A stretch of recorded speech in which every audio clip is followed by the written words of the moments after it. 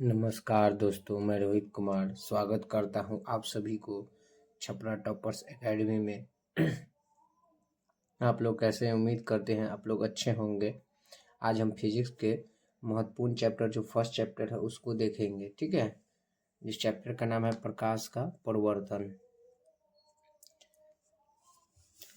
प्रकाश का प्रवर्तन जो चैप्टर है तो हम जानेंगे प्रकाश के बारे में, ठीक है। प्रकाश क्या होता है और प्रकाश की थोड़ा फिजिक्स के बारे में समझते हैं, तो उसके बाद हम लोग प्रकाश जानेंगे प्रकाश की क्या होता है, ठीक है।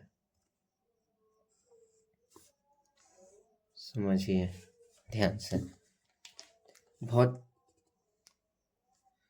भौतिक विज्ञान की वह शाखा जिसमें प्रकाश के गुण धर्म, प्रकाश के प्रकृति, प्रकाश का व्यवहार एवं प्रकाश की घटनाओं, प्रकाश का परावर्तन, घटना मतलब परिवर्तन हो सकता है, अपवर्तन, व्यक्तीकरण या विवर्तन, ध्रुवण आदि का अध्ययन किया जाता है। तो प्रकाशिकी में यही होता है कि भौतिकी विज्ञान की वह शाखा है, ठीक है, जिसमें प्रकाश के गुण धर्म, प्रकाश की प्रकृति और प्रकाश का व्यवहार एवं प्रकाश का घटनाओं जैसे प्रकाश का प्रवर्तन, अपवर्तन, व्यतिकरण, विवर्तन, ध्रुवण आदि को अध्ययन किया जाता है। उसी को प्रकाशिकी कहते हैं और भौतिकी भी कहते हैं। ध्यान रखिएगा।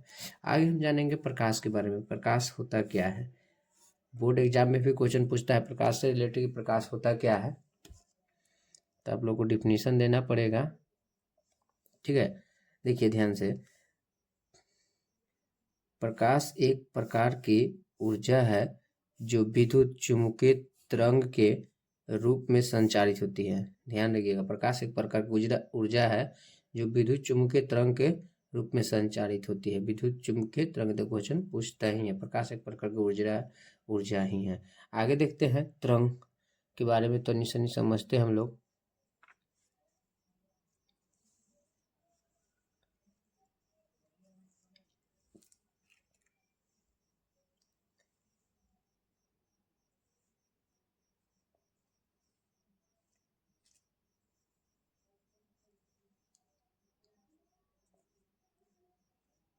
देखिए तरंग थोड़ा समझ लीजिए, ये आपको 9th क्लास में पढ़ना है।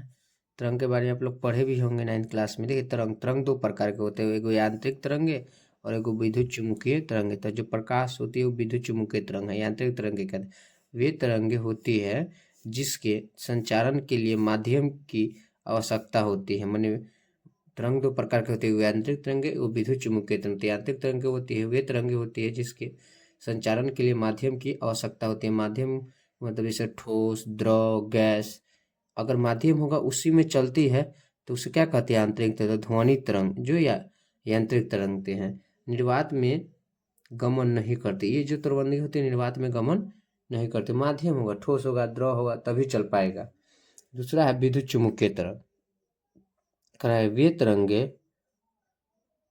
तरंगे होती है जो निर्वात में गमन कर सकती है, ठीक है। मैंने निर्वात में इसको चलने के लिए माध्यम की कोई आवश्यकता नहीं है, जहाँ सत्तर ये जा सकता है। निर्वात के मतलब होता है सन्नाटा, खाली जगह, आसमान में एकदम सन्नाटा, एक आवाज उवाज नहीं आ रहा है, तो उसे ही को क्या कहते हैं? निर्वात, वैक्यूम इंग्लिश में बोला जाता है। तब प्रकाश तरंग, तब क्वेश्चन पूछता है कि प्रकाश तरंगे क्या है, तब लोग बताए विद्युत चुम्बकीय तरंग है। हम लोग कोई भी वस्तु आज देखते हैं वो सब प्रकाश के कारण है। जैसे रात होता है, नाइट, तो रात में देखिएगा लाइट चलेगा तभी कोई वस्तु दिखाई देगा, प्रकाश आएगा तभी वस्तु दिखाई देगा। अगर प्रकाश नहीं आएगा तो कोई वस्तु दिखाई नहीं। दिन में हम सबको लाइट की आवश्यकता नहीं है क्योंकि सूर्य के प्रकाश से लाइट मिल जाती है, जिसके कारण हम सब आसानी से कोई वस्तु देख सकते हैं।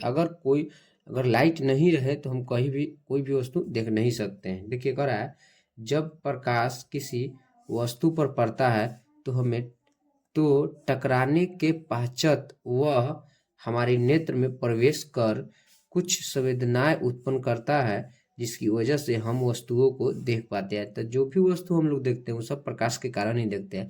अगर प्रकाश नहीं रहेगा तो हम वस्तु को नहीं देख पाएंगे। तो वही कह रहा है कि जब प्रकाश किसी वस्तु पर पड़ता है, जब प्रकाश कोई वस्तु पर पड़ता है, जैसे कलम पर पड़ गया, मोबाइल पर पड़ गया, टेबल पर पड़ गया, तो टकराने के पश्चात जब वहां पर पड़ा तो उसको टकराने के पश्चात वो हमारी नेत्र पे प्रवेश करता है। हम जैसे देखते हैं हमारे नेत्र में क्या करता है, प्रवेश करता है, प्रवेश कर कुछ संवेदनाएं उत्पन्न करता है वहीं पर, और जिसकी वजह से हमें क्या कहते हैं, वस्तुओं को देख पाते हैं। तो आज याद रखिएगा आप लोग, कोई भी वस्तु आज हम देख पा रहे हैं वो सब किसके कारण देख रहे हैं, प्रकाश के कारण ही देख पा रहे हैं।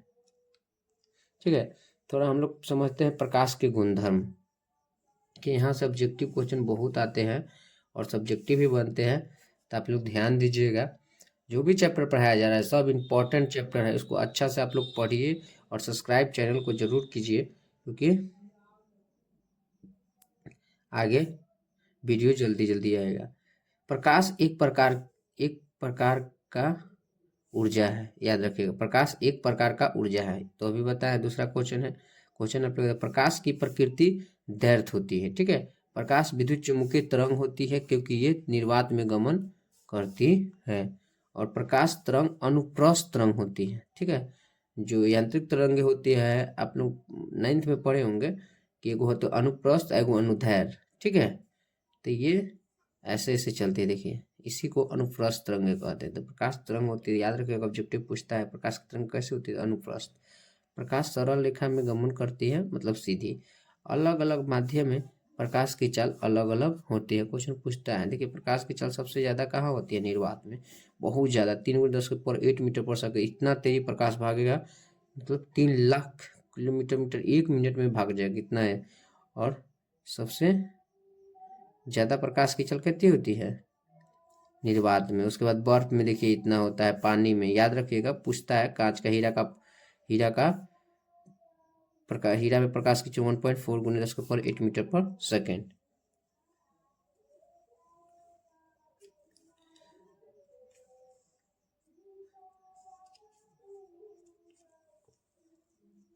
देखिए अगला है, कभी कभी क्वेश्चन डाल देता है, आप लोग ध्यान दीजिएगा।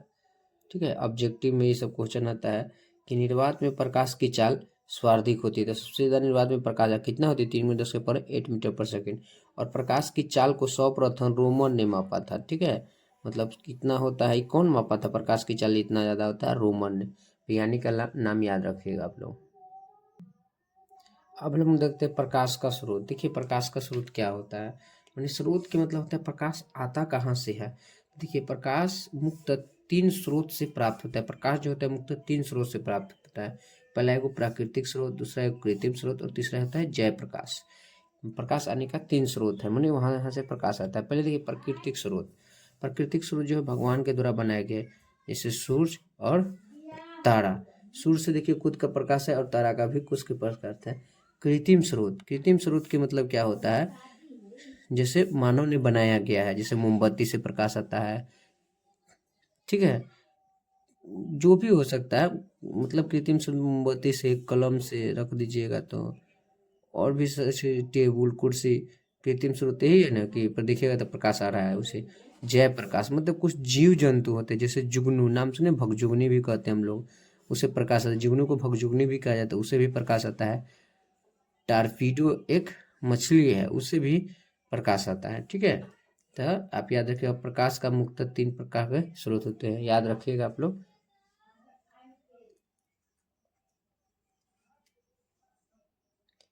ठीक है, और हमारा अगला जो टॉपिक है प्रकाश का प्रवर्तन, बहुत इंपॉर्टेंट चैप्टर, हर एक साल बोर्ड में ये पूछबे ही करता है। इसको आप लोग ध्यान से समझिए। देखिए जब कोई प्रकाश की किरण किसी एक माध्यम से चलकर दूसरे माध्यम, मतलब कांच की सतह से टकराकर वापस उसी माध्यम में लौट जाए, इस घटना को प्रकाश का प्रवर्तन कहते हैं। फिर से देखते हैं, समझिए, ध्यान समझिएगा।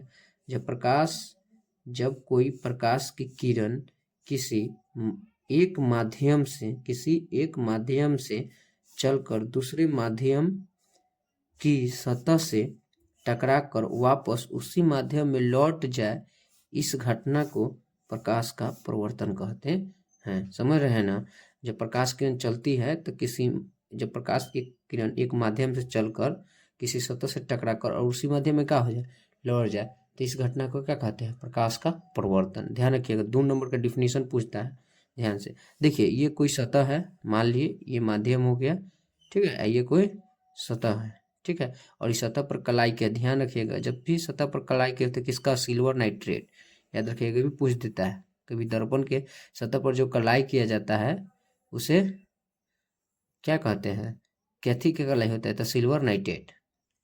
देखिए जैसे आपती किरण आई और इस सतह से टकराई और इसी मध्य में क्या हुई, लौट गई, तो आने वाली किरण को आपतित किरण और लौट के जाने वाली किरण को प्रवर्तित किरण कहते हैं। और जो बीच में एक डीरा रहता है उसे अभिलंब कहा जाता है।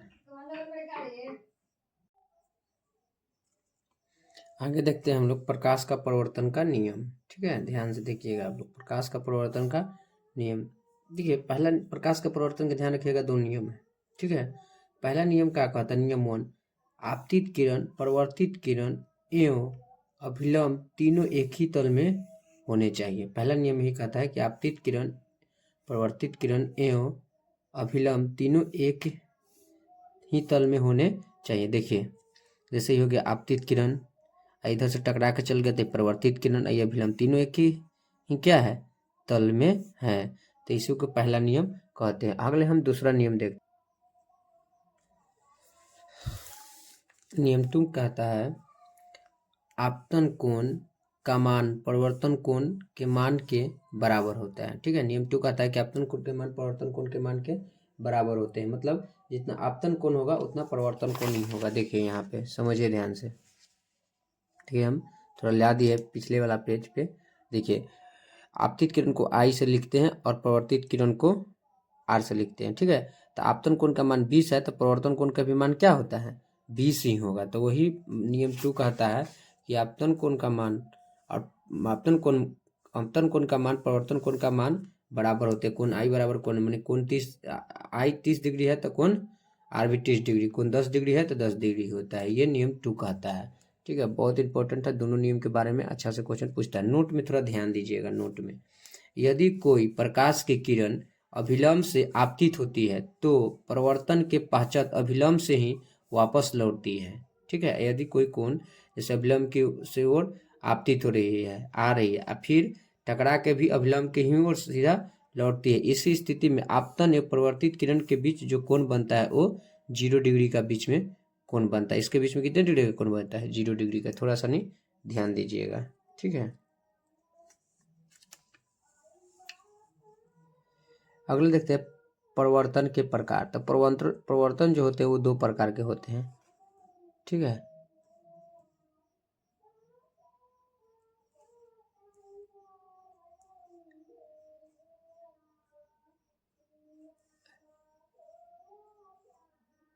आप लोग समझने का प्रयास कीजिए। परिवर्तन जो होता है वो 2 प्रकार के होता है।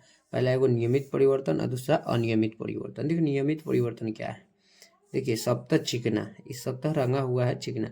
जब कोई प्रकाश की किरण किसी समतल चिकने पृष्ठ से टकरा कर वापस लौट जाती है तो टकराने के पश्चात प्रकाश की एक निश्चित दिशा में जाता है। मतलब कह रहा है कि समतल पर पड़ा और उसी माध्यम में टकरा क्या हो गया, लौट गया, एक निश्चित दिशा में गया, उसे नियमित परिवर्तन कहते हैं। और वो खुदरा परिवर्तन, जब प्रकाश किसी असमतल खुदरे पृष्ठ से टकरा कर पश्चात दिशा में नहीं लौटती है, माने जिधर से आया उधर लौटती नहीं है, उधर ही भुला जाएगी उसी में, तो उसे क्या कहेंगे, अनियमित परिवर्तन कहते हैं।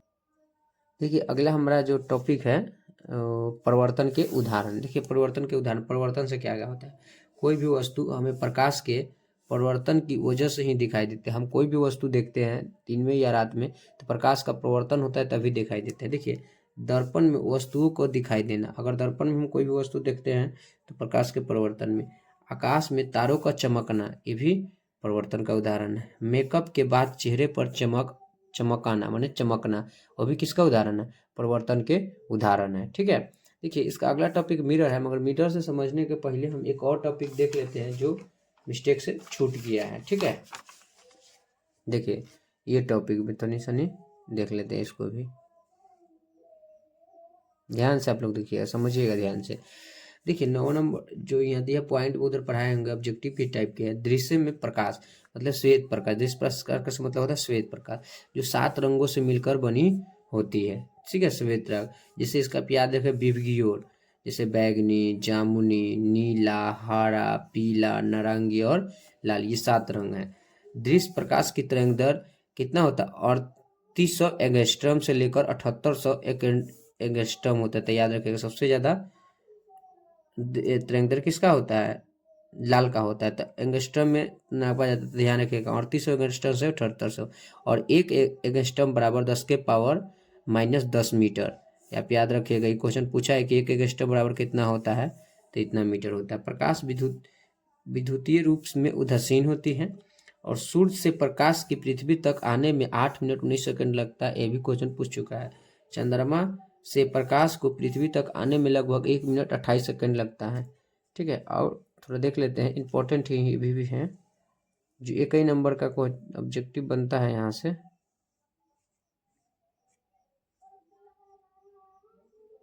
देखिए, प्रकाश के आधार पर वस्तु को निम्न भागों में बांटा गया है। प्रकाश के आधार पर वस्तु को निम्न, जैसे प्रदीप वस्तुएं, अप्रदीप्त वस्तुएं, पारदर्शी, अपारदर्शी, परभासी। देखिए, प्रदीप वस्तु जिनके पास खुद का प्रकाश होता है उसे प्रदीप्त वस्तु कहते हैं, जैसे सूर्य, बल्ब, मोमबत्ती। देखिए, खुद से प्रकाश निकलता है। ठीक है, खुद से प्रकाश निकल, सूर्य से, बल्ब से, मोमबत्ती से खुद का प्रकाश होता है, वो किसी का सहारा नहीं लेता है। और अप्रदीप वस्तु जो दूसरे से प्रकाश से प्रकाशित होते हैं, मैंने दूसरे का प्रकाश लेके तब तुम मतलब प्रकाश देते हैं, मैंने दिखाई देते हैं। जैसे होता है कलम, कलम पर प्रकाश मारिएगा तो दिखाई देगा। चंद्रमा, चंद्रमा पर प्रकाश मारिएगा तो दिखाई देगा। सॉरी, प्रकाश मारिएगा नहीं, चंद्रमा जो सूर्य से प्रकाश लेकर अपना दिखाई देता है, मैंने सूर्य से प्रकाश जो आता है ना, उसी के कारण चंद्रमा दिखाई देते हैं। ठीक है, पारदर्शी, जहाँ प्रकाश आर पार हो जाता है उसे पारदर्शी कहते हैं। जैसे कांच लीजिएगा, पर कांच पे देखिएगा ये पट्टी से वो पट्टी प्रकाश मारेगा दिखाई देगा, चाहे मतलब दिखाई दे ही देता है। अगला है अपारदर्शी, जहाँ से प्रकाश आस जहाँ से प्रकाश पास नहीं होता है, दिखाई ही नहीं देगा। जैसे पत्थर में प्रकाश मारिएगा दिखवे ही नहीं करेगा। ठीक है, और प्रभासी उसे जहाँ से प्रकाश का कुछ भाग अवशोषित हो जाता है और कुछ भाग बाहर निकल, जैसे तेल से भीगा हुआ कागज, मैंने कुछ भाग अवशोषित और कुछ भाग नहीं होता है। और जैसे तेल से भीगा हुआ कागज हो सकता है, कुहासा भी हो सकता है। ध्यान से आप लोग देखिए, मिरर को हिंदी में दर्पण कहते हैं। दर्पण, दर्पण क्या कहते हैं? देखिए, दर्पण किसे कहते हैं, क्वेश्चन पूछ सकता है। यदि किसी पारदर्शी कांच की एक सतह पर पॉलिश कर दिया जाए तो वह कांच दर्पण बन जाता है। अगर कोई कांच है, शीशा है, और उसके एक पट्टी से क्या कर दिए, रंग दीजिए, और रंग जो होता है किसका होता है, सिल्वर नाइट्रेट का, तो वो दर्पण बन गया। तो याद रखिएगा, यदि किसी पारदर्शी कांच की एक सतह पर क्या कर दे, पॉलिश कर दिया जाए तो वह कांच दर्पण बन जाता है। डिफिनेशन याद रखिए, पूछता है कि दर्पण किसे कहते हैं, और उस पर पॉलिश जो करना है, किसका पॉलिश होता है, सिल्वर नाइट्रेट का। दर्पण 2 प्रकार के होते हैं, आप लोग ये भी जानते होंगे। दर्पण कितने प्रकार के, एक होता है समतल दर्पण और एक होता है गोलीय दर्पण। और गोलीय दर्पण भी 2 प्रकार के होते हैं, एगो अवतल दर्पण, एगो उत्तल दर्पण। ध्यान रखिएगा, उत्तल दर्पण को अपसारी दर्पण भी कहते हैं और अवतल दर्पण को अभिसारी भी कहते हैं। नेक्स्ट वीडियो जो हमारा आएगा, अवतल और उत्तल दर्पण को और अच्छा से फिजिक्स के मतलब दूसरे के टॉपिक में ख़त्म करेंगे। वीडियो कैसा लगा आप लोग कमेंट करके जरूर बताइए। Thank you.